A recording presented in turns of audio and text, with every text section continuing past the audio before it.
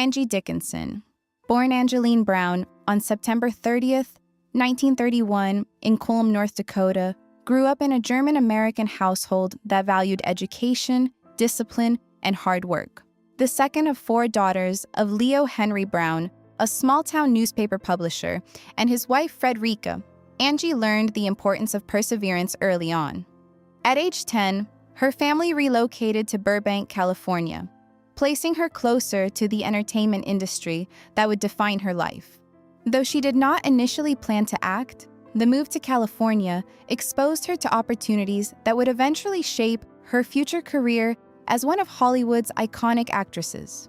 Education and early career: Angie attended Glendale College before transferring to Immaculate Heart College in Los Angeles, earning a business degree with intentions of becoming a writer or administrative professional. She worked as a secretary, including at Lockheed Air Terminal, balancing ambition with practicality. Her striking looks and natural charisma led her to compete in a local beauty pageant, where she won second place in the 1953 Miss America preliminaries. This recognition opened doors to modeling and television work, gradually leading her to Hollywood auditions.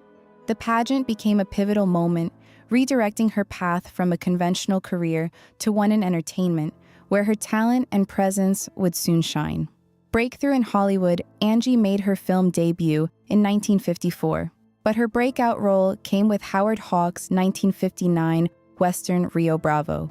Playing Feathers, a strong-willed and elegant woman, she starred alongside John Wayne, Dean Martin, and Ricky Nelson. Her performance demonstrated charm, wit, and sensuality, earning praise from critics and audiences alike. The film highlighted her ability to hold her own alongside male icons, establishing her as a leading lady capable of depth and complexity. Rio Bravo solidified her reputation in Hollywood, demonstrating that Dickinson could project both strength and sophistication, paving the way for a series of prominent roles that would define her career throughout the 1960s. Career highlights and versatility. Throughout the 1960s, Dickinson appeared in thrillers, crime dramas, and romantic comedies, including Ocean's 11, 1960, with the Rat Pack and the Killers, 1964, opposite Lee Marvin. Her performances often depicted complex women with intelligence and moral ambiguity. She took on bold roles in films like Point Blank, 1967, and Big Bad Mama, 1974, challenging traditional casting expectations. Dickinson consistently sought multi-dimensional characters, blending vulnerability with strength and seduction with intellect. Her choices reflected both ambition and artistic courage, allowing her to stand out in a male-dominated industry. She became known not only for her beauty, but for her insistence on strong, meaningful performances that showcased her range. Television stardom. In 1974, Dickinson starred as Sergeant Suzanne Pepper Anderson in the groundbreaking television series Policewoman. As one of the first female leads in a TV police drama, she challenged gender norms and became a role model for women on screen. The show ran until 1978, earning commercial success and cultural significance. Dickinson's portrayal of a competent, fearless officer resonated with audiences and earned her a Golden Globe Award, along with multiple Emmy nominations. The series helped cement her place in television history and demonstrated her ability to transcend film and excel in the small screen arena, leaving a lasting legacy as a trailblazer for strong female protagonists. Later, career and continued influence, Dickinson continued acting into the 1990s and early 2000s, taking on roles that reflected her maturity as an artist.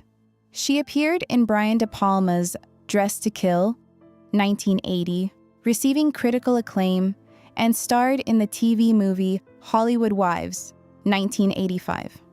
She also made cameo appearances in Ocean's 11, 2001, and HBO's Big Bad Love, 2001, demonstrating her enduring connection to Hollywood. Known for her willingness to take creative risks, Dickinson remained relevant across generations of viewers and actors. Her career longevity, combined with her fearless approach to challenging roles, solidified her reputation as a versatile performer who thrived in a changing entertainment landscape. Personal life and early relationships. Angie's personal life was marked by both romance and intellectual connections. Her first marriage was to Jean Dickinson, a college football player turned electronics professional, in 1952. Though the marriage ended in separation by 1956 and divorce in 1960, she kept the Dickinson surname professionally.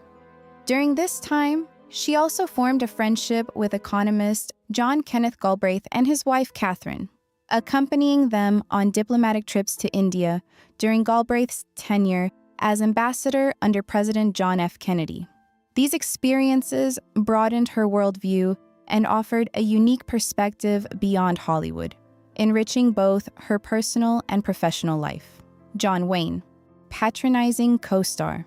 While Angie appreciated her breakout role in Rio Bravo, she found co-star John Wayne to be condescending. And despite his on-screen charisma, Dickinson felt Wayne treated her like a schoolgirl rather than a professional actress. His old-fashioned attitudes clashed with her independence, and she often struggled to assert herself in his presence. Although she acknowledged the career boost the film provided, she privately ranked Wayne among the rudest men she encountered in Hollywood.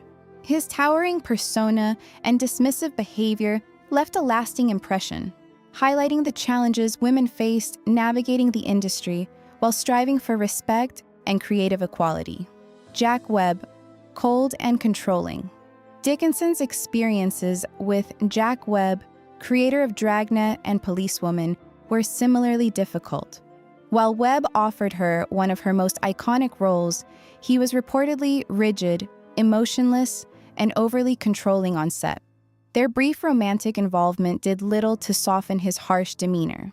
Dickinson often clashed with Webb over creative input, feeling that he treated actors like interchangeable parts rather than collaborators. His inflexibility and refusal to recognize her ideas left a mark on her memory. Despite the success of Policewoman, Dickinson never fully forgave Webb for dismissing her individuality, placing him among the coldest men she worked with in Hollywood. Lee Marvin, charismatic yet cruel. Angie's encounters with Lee Marvin, known for his gruff on-screen persona, were equally unpleasant. Though they did not work extensively together, Marvin's sarcastic humor and explosive temper created tension. At a social gathering, he reportedly mocked Dickinson's acting abilities in front of others, leaving her embarrassed. She later described him as arrogant, insensitive, and mean-spirited, despite his undeniable talent. Marvin's behavior exemplified the subtle cruelty Dickinson sometimes faced in Hollywood circles, where charm often masked rudeness. She placed him firmly on her personal list of the most discourteous men she encountered, demonstrating that professional respect did not always align with public admiration. Burt Reynolds, charm with a dark side. Dickinson's interactions with Burt Reynolds began cordially, sharing sets and social circles. However, over time, she found his charm often masked egotism and dismissive behavior. On set, he reportedly ignored her input, focusing on his own image and often crossing boundaries with flirtation. Dickinson's early fondness gave way to wariness, and she eventually avoided him entirely. She described Reynolds as someone who preferred women who stayed in their place, which conflicted with her independent nature. His combination of superficial charm and manipulative tendencies earned him a place on her private blacklist, emphasizing her unwillingness to tolerate disrespect, regardless of fame or popularity. Legacy of resilience. Angie Dickinson's elegance and poise belied a tenacious spirit. Though she encountered condescension, manipulation, and cruelty from some of Hollywood's most celebrated men, she thrived professionally and personally. Her ability to demand respect, choose strong roles, and maintain her individuality in a male-dominated industry set her apart. Dickinson's quiet resilience and sharp memory ensured she never forgot those who mistreated her, yet she continued to collaborate successfully with many others. Her career remains a testament to perseverance, talent, and courage, illustrating how grace and determination can coexist even in environments that often test both. Conclusion. Angie Dickinson's life and career embody the intersection of talent, resilience, and determination. From her Midwestern roots to her rise as a Hollywood icon, she navigated both opportunity and adversity with grace.